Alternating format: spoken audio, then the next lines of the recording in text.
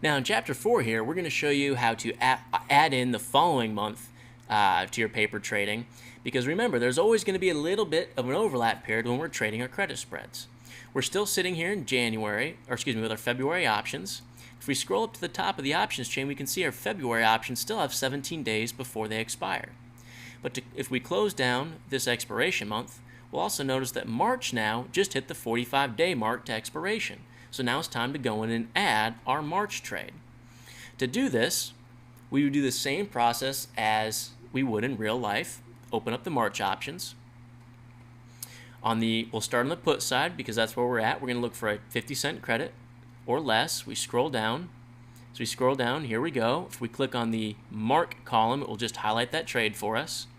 If you want to add it to back trades, you can click on the bid, and you'll notice it adds it to back trades. But the problem is it will also move your chart, and that's not something that we want. So what we're going to do is we're not going to add any more to the back trades for that simple reason. It messes with our chart too much. So to reset our chart, same process as before. Down here in the bottom left corner, you'll see a small zoom in, zoom out. Let's zoom out. The date's February 2nd, so move forward to February 2nd. Scroll back maybe about 6 months, and here we are back on February 2nd. So that's why I don't like using the back trades. It moves things around too much and makes me do too much work, actually. I'd rather keep it simple. So just click on the mark column. It won't change anything. It'll leave it all nice and simple. So there's the trade we want on the put side, which is the 300, 310. So let's go ahead and add in where the short strike would be on our trade here. So move this down to 310. And once you find 310 with a little bit of practice using a mouse, first day of the new dexterity, we can change that in a second here. Click on that and I'll add that little green line in there again. You can barely see it there in the corner. Let's make that a little easier to see. Right click on the green line. Click on Edit Properties, same as before. What we're going to do, we can change all the information we need to. Value, well, we want that value right at the 310 value on the stock price. It's where our strike price is as well.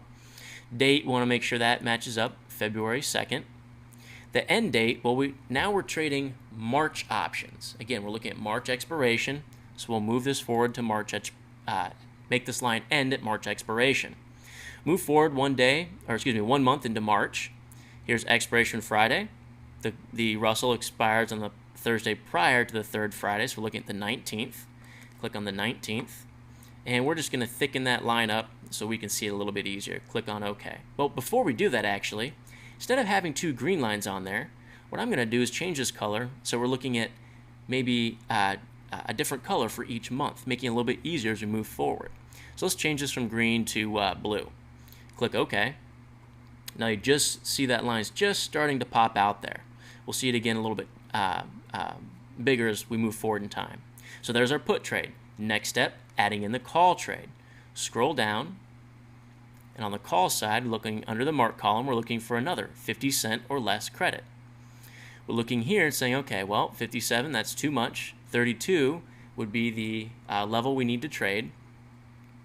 Now, some of you may want to ask for more money or less money. We may speak about that here in the future, but realize that if it's currently going for 32 cents and you want 50 cents, now that you're learning how to adjust this, you could say, okay, I want this strikes. You know the two strike prices you're using, the 560, 570.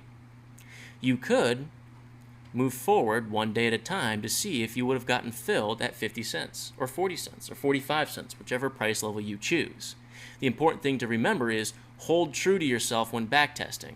If you say this is the trade you're going to pick and you ask for 50 cents and you move forward in time and you never get that 50 cents, make sure to write that down as a note on your paper so that when you look back, you can see where you might have been too greedy or where you might have not have been greedy enough.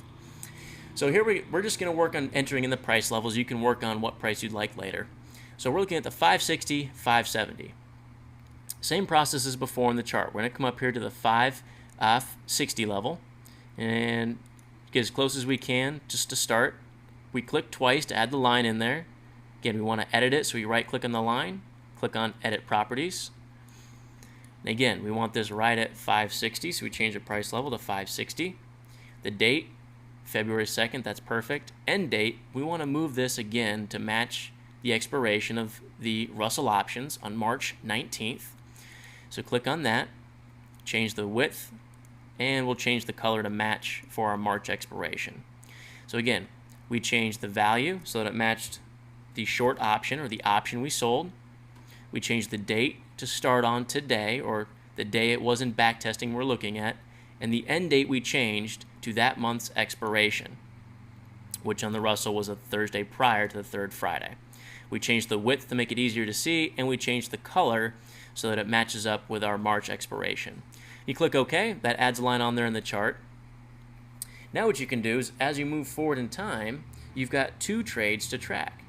So as you move forward a couple of days, you'll see the market is moving around. And as you move forward in time to match on your options chain, let's see, this is 2.9. You can move forward to 2.9. We've got two trades we need to keep track of. First of all, we still got our February options. Remember, here's our green line. Our February options haven't expired yet. We're still in that overlap period. So on February, we're going to open up the February options. We're going to take a look, see how our put side is doing. Looking for the 360, 350, 360. There we go, going for 7 cents. Excellent. That trade's looking beautiful. Scroll down the call side in February. You see that we're trading the 620, 630. So here's the 620, 630. Currently worth nothing. Excellent. Looking beautiful in that part of the trade as well. So when we scroll back to the top, close down February. Let's look at our March trades. On the put side, scroll down in the March. Our put side is currently going for 25 cents. That's looking good. Scroll down on our call side. Call side is currently going for 50 cents. Oh, so if we had asked for 50 cents, 45, 40, whatever price you had asked for, we would have gotten filled on that price today, only 6 days later. Or if you had chosen to take the 35 cents, there's nothing wrong with that, but realize you would have missed out on the opportunity of receiving that extra credit. The flip side of that is, maybe it never went to 50 cents, and if you had asked for 35, you would have been in the trade, and those who were a little bit more greedy would not have been in the trade. Again, just goes back to that concept of give and take, balance everywhere in the market. So now we'll roll forward a couple more days. And here we go. We've added in this dash line here. This dash line is going to be February expiration, where our February options expire. So let's see, this is 223. That's 220. So match that date up. We move forward to 220. You notice that our options have expired, and you can tell that by looking at the options chain. February has completely disappeared. If we move back one day, in our options chain, you can see there's February on expiration. Okay, and we can tell that this trade worked out well because the stock stayed between the two green lines. Now, one thing I forgot to show you how to do in here, and that was my mistake. In order to get these lines to stop where we want them, right-click on the line, click on Edit Properties, and over here where it says Right Ray, change that from yes to no. Click OK. Do that on all your lines. Right-click, Edit Properties, change it from where it says Right Ray yes to Right Ray no. Click OK. I forgot to do that earlier, but what that does is that ends our lines right on expiration Thursday. Now the reason you see the expiration line over here is, again, that's expiration Friday. Russell expires on Thursday prior to the third Friday of the month. So now we can see that here's where we wanted our stock to stay between, the Russell to stay between while we were trading our January options, or trading our February options. Here's where we want the Russell to stay for our March options. And if you do this for a couple of months to a couple of years, you'll have all the levels of where you need it to stay between matched up with the trades that you've written down in your notebook as well. Basically, what you've done at that point is created an entire backtesting history for the Russell, the SPX, the Spiders, the OEX, whichever index you choose to backtest. So to finish this up, all you'd simply want to do is move forward a couple more days at a time on your chart, move forward to match on your options chain as well, keeping in mind that if your options disappear, open up your Marches, and you can look at the trading value of your March options. Now this is going to conclude this chapter. What we're going to have in the final chapter is just a quick review of the button clicking, and you'll be all set to go out and do all your back testing on your credit spreads.